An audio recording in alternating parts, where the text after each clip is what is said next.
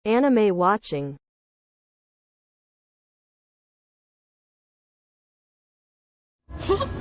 我们到了。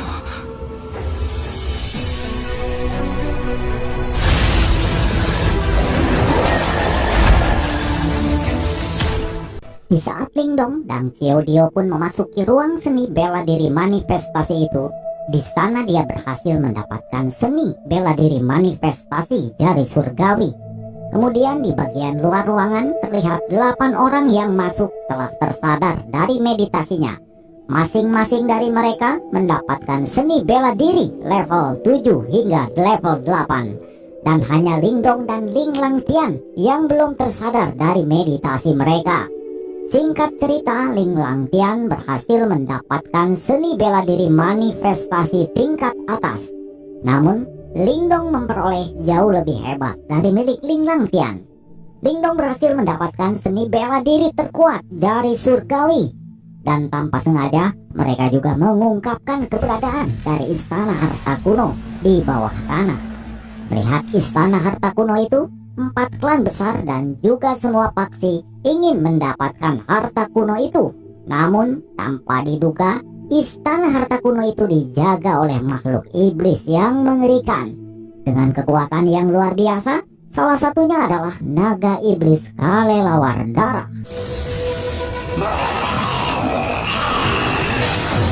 Di saat 4 klan besar beserta semua paksi bekerja sama untuk menyerang iblis itu, mereka berhasil membuat makhluk iblis itu terluka parah dan melarikan diri. Lalu 4 klan besar segera memasuki istana harta kuno di dalam bawah tanah itu. Namun Lingdong dan juga Xiao malah mengejar makhluk iblis itu.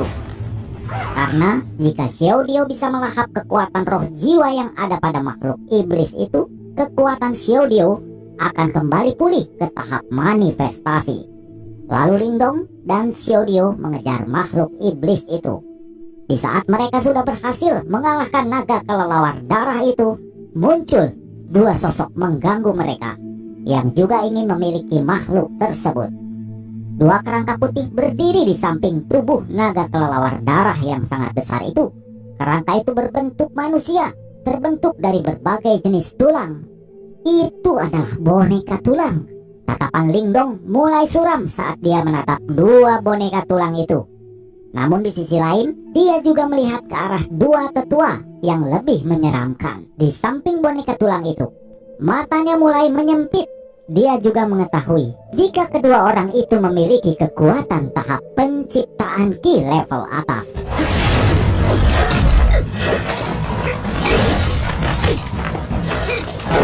Boneka tulang itu juga bisa dianggap sebagai jenis boneka simbol.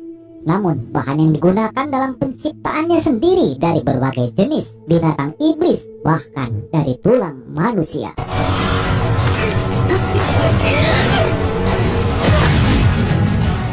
Menurut apa yang Lingdong ketahui, seharusnya tidak ada paksi yang relatif terkenal di Kekaisaran Yan yang mampu membuat boneka tulang. Oleh karena itu, 2 orang ini bisa dipastikan bukan dari Kekaisaran Yan. Namun tidak peduli dari mana mereka, karena jika ingin mengambil sesuatu yang disukai oleh Lingdong tepat di depan matanya adalah sesuatu hal yang mustahil. Namun kedua orang itu pun juga mengetahui jika Lingdong mampu membunuh naga kelelawar darah yang terluka parah, berarti dia memiliki beberapa keterampilan. Namun sebagian besar disebabkan oleh kekuatan boneka simbol miliknya. Tetua berambut putih itu juga mengatakan jika mereka hanya ingin menyelamatkan hidup Lingdong, karena mereka berdua sedang dalam suasana hati yang baik. Namun jika Lingdong masih tidak dapat melihat niat baik dari mereka, maka mereka tidak segan-segan akan melenyapkannya. Saat itu juga Xiao yang awalnya hanya diam saja, kali ini sudah tidak tahan lagi dengan kedua orang itu. Ia pun meminta agar Lingdong membunuh kedua orang itu. Di saat Xiao terus-menerus mengalihkan perhatian kedua orang tua itu, Lingdong tanpa pikir panjang langsung mengaktifkan boneka simbol kelas tingginya. Sekali lagi dan langsung berlari maju. Gelombang energi yang kuat keluar dari dalam tubuh boneka itu. Namun kedua orang itu tidak gentar sama sekali dengan boneka simbol kelas tinggi milik Lingdong. Bahkan jika Lingdong berencana membunuh mereka berdua dengan boneka itu, menurut mereka Lingdong terlalu naif.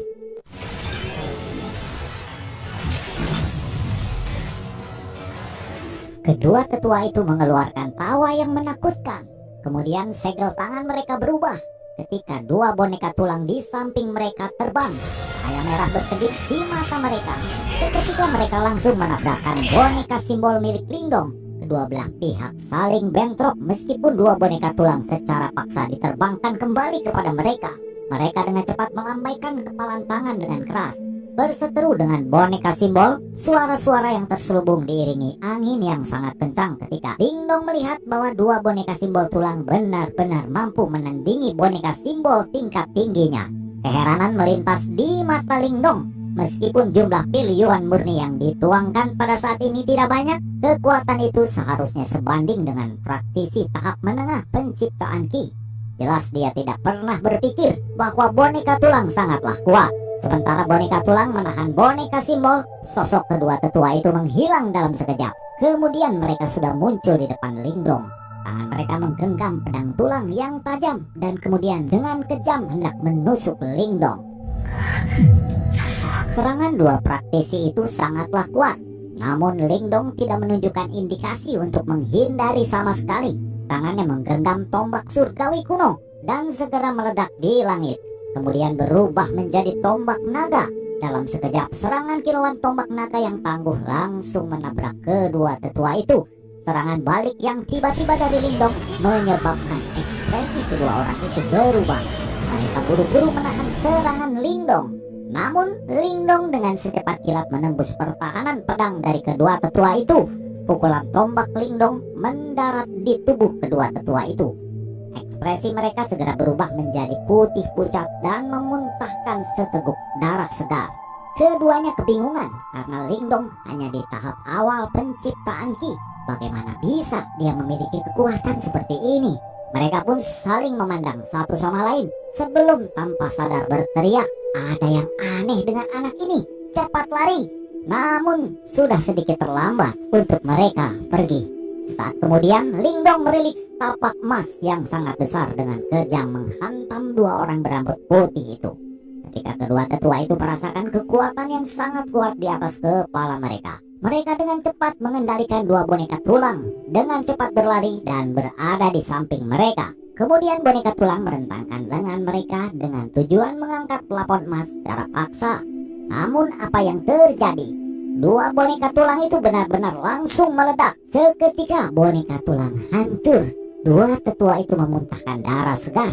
Mereka mati-matian hendak melarikan diri. Namun ketika keduanya melarikan diri, tiba-tiba Xiao Dio menghajar kedua tetua itu dengan dua piringan cahaya keunguan. Dengan kecepatan yang sangat menakutkan, dalam sekejap memutuskan leher kedua tetua itu. Dan kedua tetua itu pun mati seketika.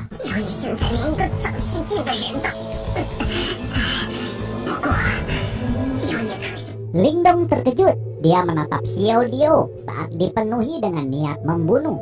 Lingdong merasa kagum. Xiao Dio ini sebenarnya sangat kejam ketika dia sedang marah.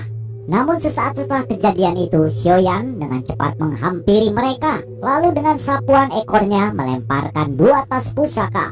Menerima tas pusaka, mata Lingdong dengan cepat meraih untuk melihat isinya. Dia menemukan pil yuan murni dari tas dua tetua itu. Bahkan sampai 300.000 pil yuan murni. Untuk Lingdong ini adalah rezeki nomplok. Sejak dia mendapatkan boneka simbol tingkat tinggi, Lingdong telah menghabiskan hampir 100.000 pil yuan murni untuknya. Jika dia masih tidak berhasil mendapatkan untung, kantongnya kemungkinan akan sekali lagi dikuras. Untungnya dua orang itu muncul dan memberinya sejumlah pil yuan murni. "Lingdong, bantu aku. Aku akan melahap jiwa iblis ini," teriak Xiao Dio. Xiao Dio dengan cepat mengeluarkan roh iblis berwarna darah.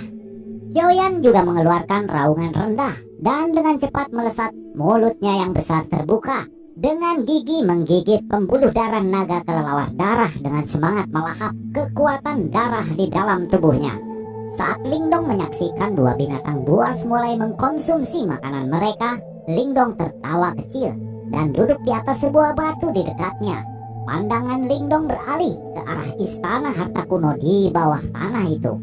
Ruang tablet kuno dengan keras bergemuruh dan bergetar. Segera langit